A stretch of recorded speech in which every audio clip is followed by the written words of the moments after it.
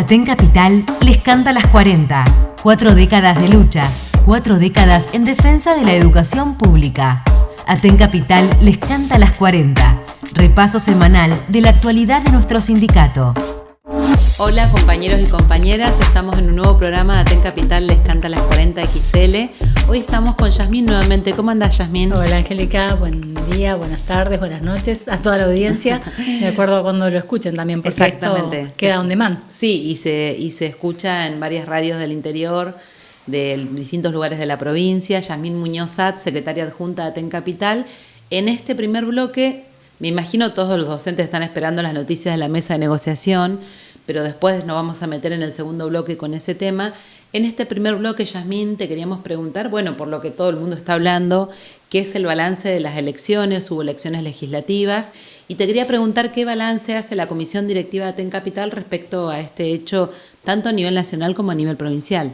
Bueno, fue un impacto para todas y todos el resultado de las elecciones, pero hay que analizarlo, hay que desmenuzar los números, ¿no? Como decíamos en nuestra reunión y como venimos intercambiando, porque parece que hay un gobierno nacional que, a pesar de haber sufrido la lucha enorme que han llevado adelante los trabajadores del Garraham, las familias y las personas con discapacidad, la lucha de los jubilados de todos los miércoles, que fue un desgaste permanente del gobierno, porque puso en el tapete, digamos, en la agenda, el ajuste brutal que están sufriendo los trabajadores, sumado a todos los escándalos de corrupción, que desde el caso Libra hasta lo de Spagnuolo con el tema de discapacidad, en el que la hermana del presidente Milei, Karina Milei, estaba involucrada, y bueno, todos los escándalos de corrupción que hubo alrededor de ellos.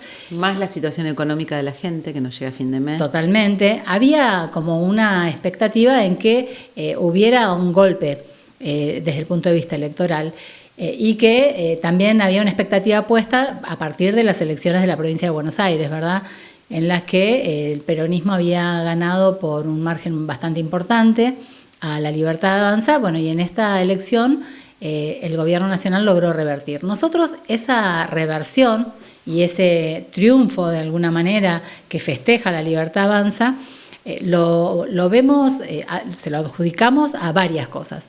Hubo primero una extorsión muy grande en las últimas semanas.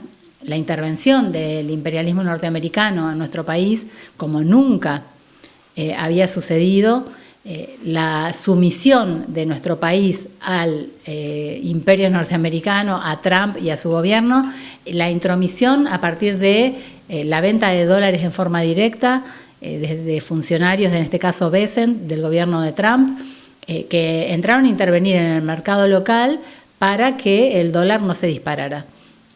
Y que 2 días antes de la elección, el propio presidente norteamericano sale a decir que el apoyo es al presidente, y que si el presidente no gana las elecciones, el apoyo se retira, y entonces, pobre Argentina, no sabemos qué va a hacer de ella.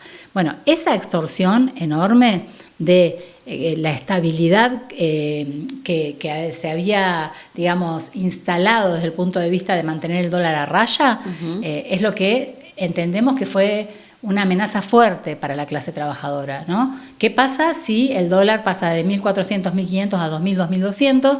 ¿Qué pasa con la inflación? ¿Cuánto va a valer nuestro salario? Bueno, esa extorsión creemos que hizo efecto y que tendió a que los que fueron a votar tuvieran una respuesta conservadora, de alguna manera, ¿no? Porque la gente, el recuerdo que tiene es el desastre inflacionario. Totalmente, el 200% de inflación que dejó el gobierno de Alberto Fernández, y que es un golpe fuerte al bolsillo. Pero además, la inestabilidad, porque la verdad es que los trabajadores, el pueblo en general, la inestabilidad la asocian con una crisis peor todavía. Entonces, no con todo el sufrimiento individual que están teniendo, no llegar a fin de mes, de endeudarse, etcétera. Exactamente, sí. Y además, bueno, que hubo sectores más acomodados, o de sectores de trabajadores en blanco, que se fueron endeudando en créditos para el auto, para alguna cosa, que quieren una estabilidad que les permita pagar esas deudas, digamos. Claro. Entonces, hay una mezcla de todo. Pero nosotros queremos hacer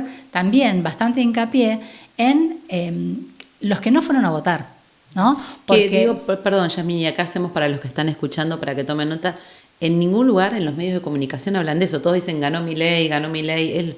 Digamos, los medios hegemónicos están haciendo mucho eje en que fue un triunfazo de Milei y no dicen nada de una mirada más general de las elecciones. Totalmente, por eso hay que ir a los números, porque es la abstención más alta desde la vuelta de la democracia, alrededor de un 32% de abstención de gente que decidió no ir a votar.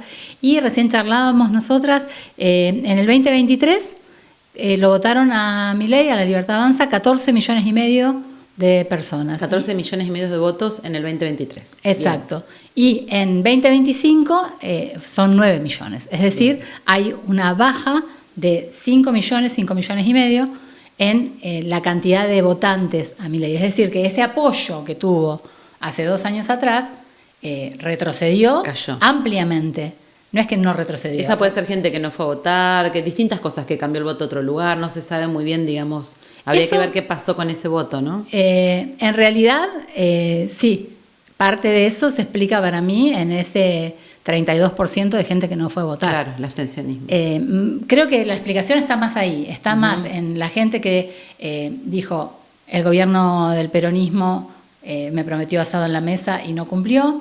El gobierno de Milei prometió no solo frenar la inflación, sino que íbamos a cobrar en dólares y que terminar con la casta. Claro, terminar con la casta, y todo eso se transformó en la realidad crítica de la salud destruida, la educación destruida, los jubilados pasándola muy mal, no teniendo que elegir comer una vez por día para llegar a fin de mes. Es decir, esa realidad no era la que muchos de los que pusieron expectativa en este outsider que era Milei no vieron cumplido, digamos. Yasmín, ¿no? antes que seguramente vas a mencionar la situación también de este apoyo de Trump y en Estados Unidos, te quería preguntar qué pasa con esas compañeras o compañeros delegados que tenían cierta esperanza en que el peronismo sacara muchos votos, que un peronismo que hace muy poco, hace menos de un mes, sacó más votos. Y, digamos, ¿qué pasa con los problemas económicos de fondo? Porque Milei, digamos, aunque se presente como ganador, sabe, él y su equipo y todo el sector burgués que lo apoyan, que tiene un problema económico que es irresoluble. Totalmente. El problema es que, primero, que los trabajadores y las trabajadoras sabemos que la mayoría de nuestra historia está asignada por la lucha. O sea, los trabajadores y las trabajadoras hemos conquistado los derechos que conquistamos, paramos los ataques que paramos con lucha en las calles y no con votaciones en los congresos.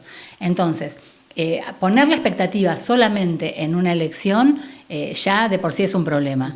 Y por otro lado, el porque peronismo, ahí no se define el poder real, sigue en las mismas manos. Y porque además, un poquito, o sea, ponerle al Frente de Izquierda le fue muy bien en esta elección desde el punto de vista de haber conquistado bancas en la Ciudad de Buenos Aires, en la provincia de Buenos Aires. Ahora, esas bancas sirven para ser voceros de las luchas. Yo creo que los congresos conformados como están pueden llegar hasta a votar medidas, por ejemplo, la expropiación de Vicentín se podría haber votado en su momento. Ahí el peronismo claramente tomó una decisión de no hacerlo, digamos.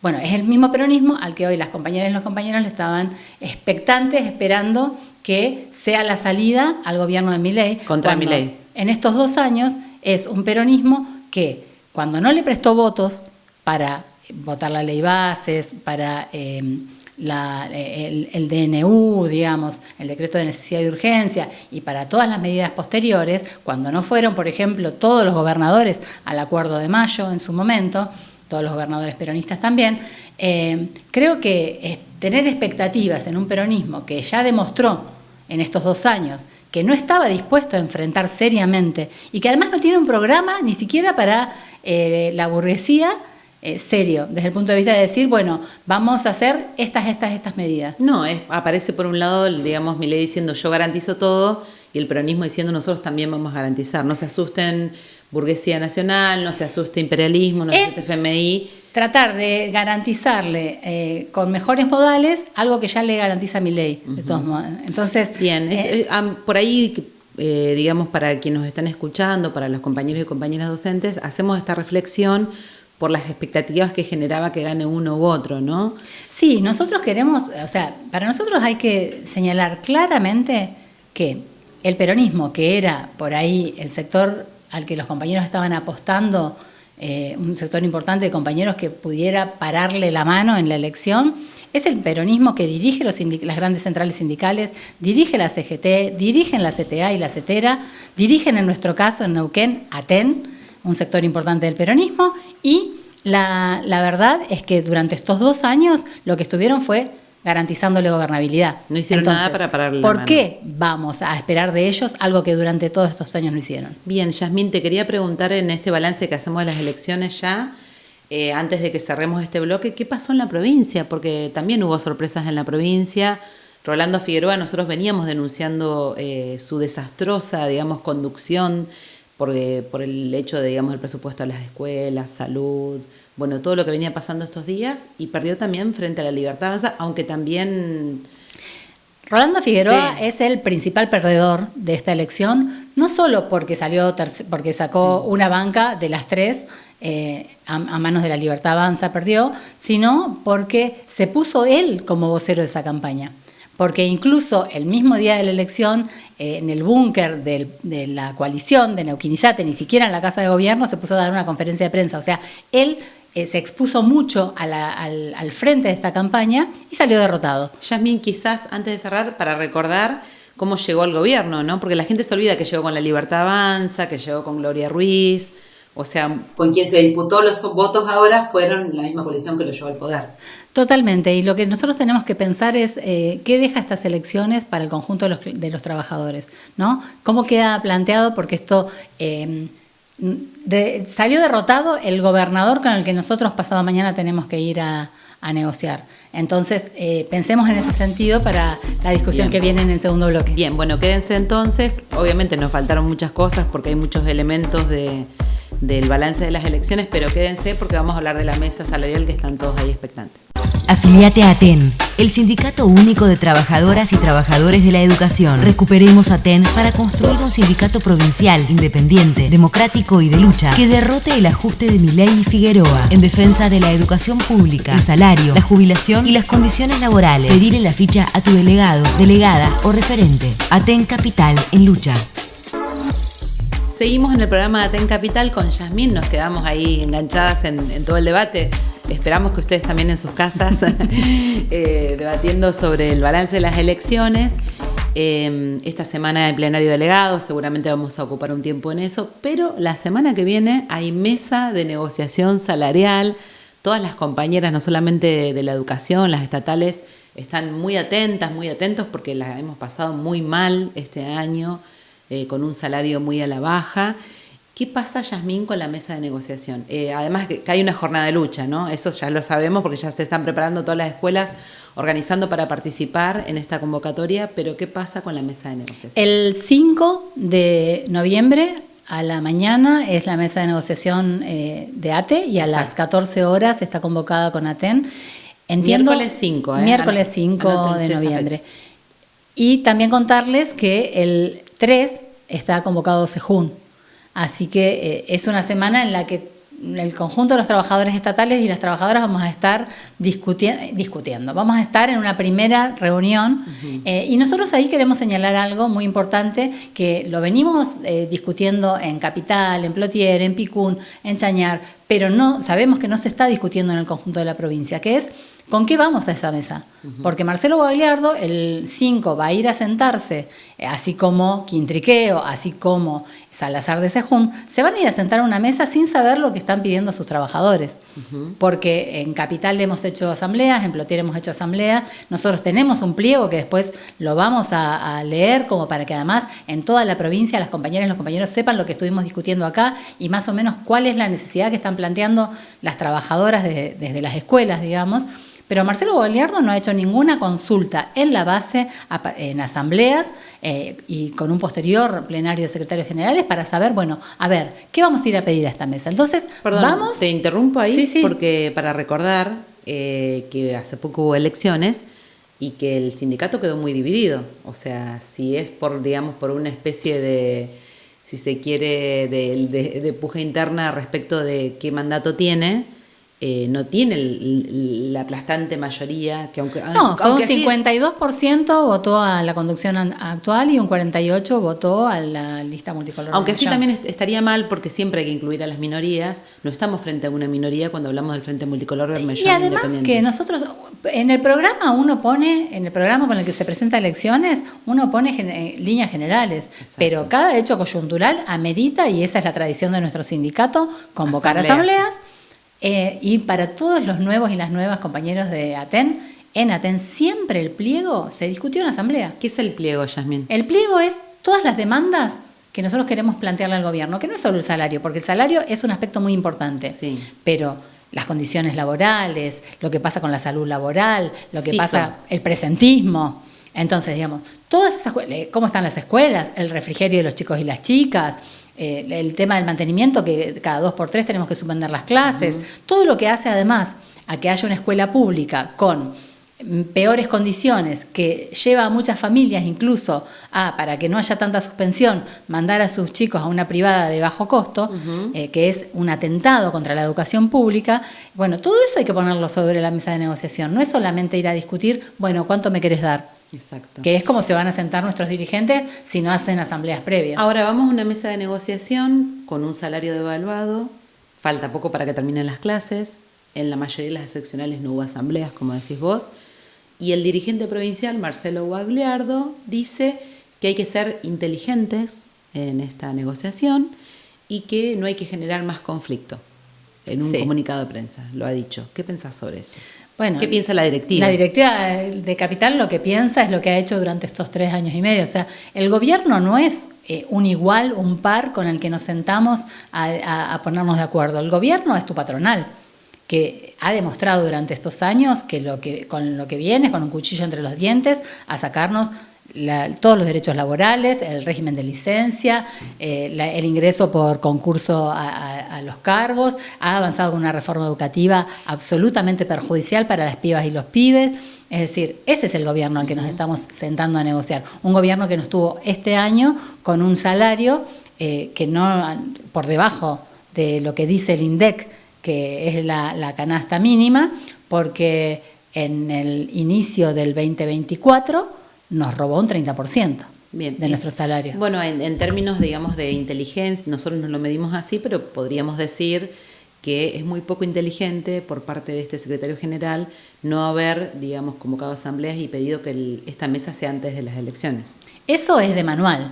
Todo buen sindicalista sabe que el momento electoral, la previa al momento electoral, es el momento de ir a disputar lo que quiera disputar un sector de trabajadores, porque el gobierno está como en otra situación buscando votos. Exacto. Entonces es el momento de luchar. Bueno, el primero que nos debilita es Guagliardo. Totalmente. No, lamentablemente, ¿no? Sí, tal cual. Y el primero que no tuvo una posición inteligente, como le gusta decir a él, es él. Él, Quintriqueo y demás, que lo que decidieron conscientemente como una decisión política fue darle paz social al gobierno de Rolando Figueroa y Soledad Martínez, que es la ministra, para llegar tranquilos a las elecciones, unas elecciones en las que además todos ellos apostaron a que le vaya bien al gobierno y le fue mal. Bien. Es decir, que los trabajadores tenemos que tomar este panorama para saber que es el momento de tomar en nuestras manos no solamente la exigencia de que haya asambleas, sino de que en esas mesas de negociación no se negocie nada a espaldas nuestro y que tampoco se quiera ir a resolver con encuestas algo que se tiene que resolver en asambleas. Nosotros decimos, el 5 hay una primera mesa y no llegamos con asambleas en toda la provincia. Bueno, el 6 tiene que haber asambleas en toda la provincia. Sí, para discutir bien y haya o no haya propuesta, Exacto. Porque ¿qué está diciendo Marcelo Guagliardo y las conducciones TEP en toda la provincia? Están diciendo, cuando haya propuesta vamos a llamar. No, señores, no es así en nuestro sindicato. Nuestro sindicato, el gobierno nos convoca, propone algo, bueno, los trabajadores nos reunimos a escuchar lo que dijo el gobierno y a discutir qué queremos nosotros. ¿Y con qué vamos a la segunda reunión? Y para levantar un conflicto o para aceptar una propuesta, hacemos asambleas en toda la provincia, presenciales, con cada compañero levantando la manito, y así se acepta o se rechaza. No como el año pasado, donde Marcelo Guagliardo aceptó este acuerdo salarial con encuestas que además nadie puede garantizar que se haya realizado en toda la provincia. Y bueno, después hay consecuencias que duran un año, que la gente lo sufre individualmente. Te quería preguntar en qué queremos o qué exigimos los trabajadores de la educación, digamos, respecto de lo salarial. Primero, ¿qué votó la asamblea de Aten Capital respecto de lo salarial? Quizás por si está escuchando a alguien que no es docente, pero también le preocupa lo salarial, porque sabemos que cuando discute un sector, discuten todos. Una maestra que recién inicia está en 1.070.000 pesos, que con un alquiler de 800.000, 900.000, digamos, la está pasando muy mal. Entonces lo salarial cruzó mucho la asamblea y te quería preguntar qué se votó respecto de eso. Sí, ahora vamos a eso y decir que nosotros estamos charlando la necesidad de juntarnos con todos los sectores estatales. Nosotros desde ya le estamos exigiendo a Quintriqueo que el miércoles 5 tiene que haber un paro, para que todos los trabajadores podamos ir a la puerta de la Casa de Gobierno a decirle a Rolando Figueroa: señor, no queremos más salarios debajo de la línea de pobreza. Entonces, nosotros en nuestra asamblea... Perdón, porque yo nombré a los docentes, pero si me está escuchando un enfermero, va a decir yo también. Claro. Si está escuchando otro trabajador, otro sector, va a decir yo Desarrollo también. Desarrollo social, que los tienen precarizados a los compañeros de una manera brutal. Bueno, nosotros creemos que ningún trabajador de la provincia, ningún trabajador estatal tiene que cobrar, el que recién se inicia, un salario por debajo de lo que indica la canasta, que es para la Patagonia 1.900.000 pesos. Sí, 2 millones. 2 millones. Sí. Entonces, decíamos, y cuando nosotros hablamos de 2 millones para una maestra que recién se inicia, hablamos en un solo turno. Por supuesto. Porque está naturalizado el doble turno, pero es agobiante, es desgastante y además impide que podamos dar las clases que podríamos dar si tuviéramos el cerebro descansado, que no podemos tener por trabajar 8 horas y media frente a estudiantes, llegar a la casa, planificar y a corregir. Entonces, lo que nosotros discutimos en nuestra Asamblea de Capital, lo voy a leer para no olvidarme. Bien, presten atención, tomen nota todos, porque bueno, hay que ver qué pasa con las asambleas del interior, porque tienen sus particularidades, pero que escuchen los salariales. Claro, porque en toda la provincia deberíamos estar discutiendo esto. Si estamos de acuerdo con esto o con otra cosa, o esto se queda corto, pero en toda la provincia deberíamos estar discutiendo cuál es nuestra necesidad. Acá se discutió duplicar el salario con un aumento al básico. Basta de sumas grises, ¿no? Negras, todas esas que están después de la antigüedad y la zona, son sumas que no aportan precisamente a esos dos ítems, a la zona y a la antigüedad. Porque el TEP no solamente nos dejó un salario muy bajo, sino de muy mala calidad. Exactamente. Algo que habíamos conquistado, que es que todo estuviera en el básico, año a año los gobiernos se encargaron de ir poniéndonos ítems, ¿no? Desde la conectividad hasta el FONIR, hasta algunos decretos provinciales. Todo eso tendría que ir al básico, para un básico que duplique el básico actual, que implique de bolsillo el doble de lo que estamos cobrando hoy. Eso por un lado. Por otro lado, planteamos la derogación del presentismo, ¿no? La ley de presentismo se tiene que derogar porque es un ataque al régimen de licencia y es una extorsión para que los compañeros y las compañeras no salgan a reclamar.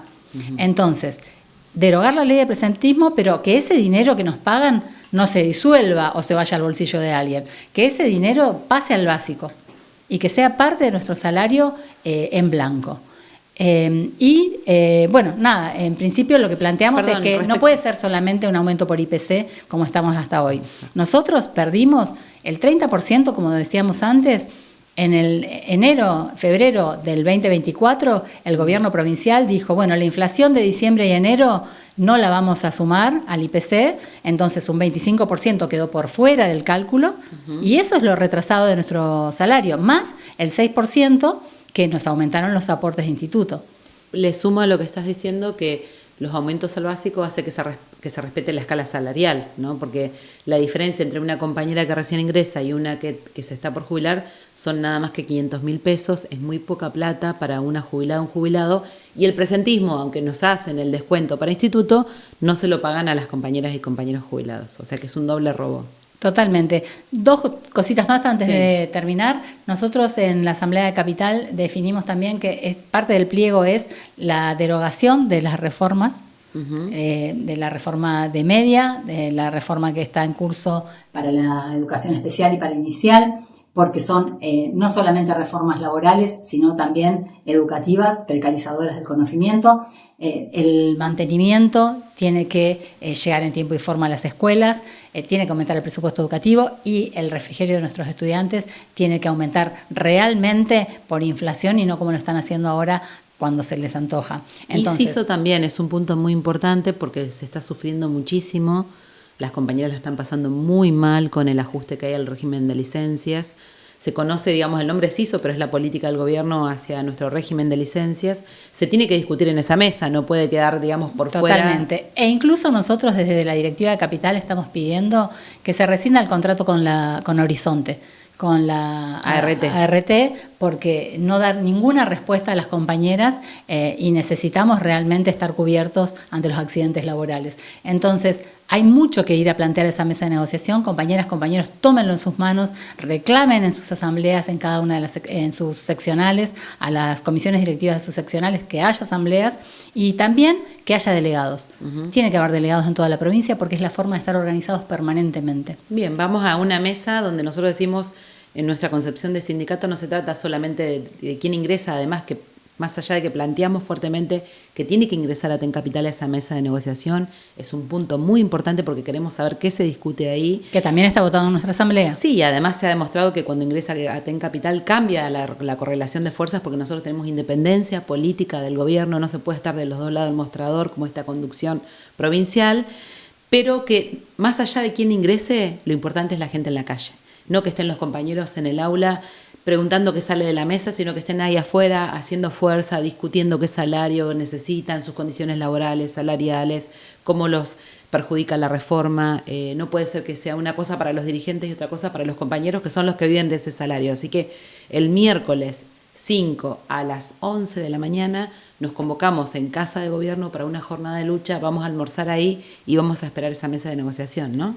Así es, pero nosotros seguimos exigiendo que ese día tiene que haber un paro provincial, porque la jornada de lucha la convocamos desde Capital y la vamos a llevar adelante, pero lo que corresponde es que las conducciones sindicales, habiendo en curso la amenaza de una reforma laboral nacional, de una reforma previsional que nos van a pasar la caja a Nación, a las condiciones de ANSES, amerita que los dirigentes se pongan los pantalones largos y llamen de una vez por todas a un paro, a asambleas y a un plan de lucha. Bien, bueno, entonces compañeros y compañeras, nuevamente les decimos ayúdennos a difundir, estamos saliendo en varias radios, sabemos que nos escuchan, pero siempre ponerle me gusta, compartir el programa en las redes sociales para que llegue a más personas y para que nos digan si están de acuerdo o no, qué piensan, cómo les está afectando CISO. Nos vemos en las calles el 5 de noviembre a las 11 de la mañana, esperemos que sea con un paro, que los dirigentes estén a la altura de las circunstancias y si no, de Tencapital tenemos jornada de lucha. Esto fue Atencapital les canta las 40, el repaso semanal de la actualidad de nuestro sindicato.